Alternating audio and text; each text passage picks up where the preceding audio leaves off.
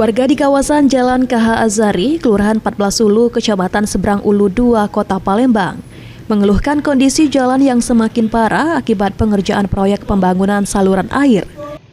Menurut pantauan di lapangan, kemacetan sering terjadi setiap pagi, terutama pada pukul 6.00 hingga 10.00 waktu Indonesia Barat, ketika aktivitas masyarakat sedang padat. Akibatnya, para pengguna jalan harus bersabar dalam antrean panjang kendaraan untuk melalui jalan tersebut. Salah seorang warga, Lehman, mengatakan bahwa proyek saluran air yang tengah dikerjakan menyebabkan arus lalu lintas tersendat dan jalan menjadi rusak. Kondisi jalan yang rusak memperparah kemacetan yang sudah berlangsung hampir setiap hari. Otomatis kalau pagi itu mulai jam 6 sampai jam 10-an.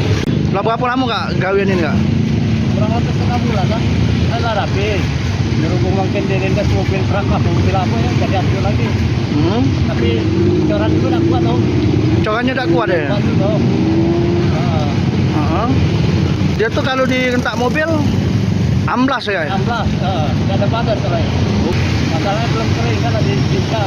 Macet, parah, banyak limpahnya. Banyak. Warga berharap pihak pelaksana proyek maupun pemerintah kota dapat segera menuntaskan pengerjaan saluran air tersebut agar aktivitas masyarakat kembali normal. Suryadi, PAL TV.